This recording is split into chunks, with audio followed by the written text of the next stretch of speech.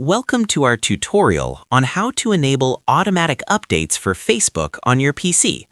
Let's go through the steps. Begin by opening the Microsoft Store app on your computer.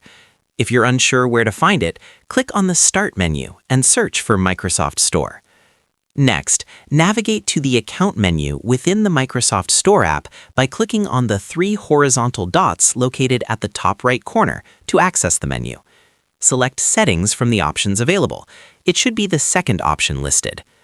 Within the Settings menu, you will find the option to enable automatic updates. Locate the setting labeled Update Apps Automatically and ensure that it is turned on. This will enable automatic updates for Facebook and other apps. Finally, make sure the toggle switch for automatic updates is activated in your Windows settings as well.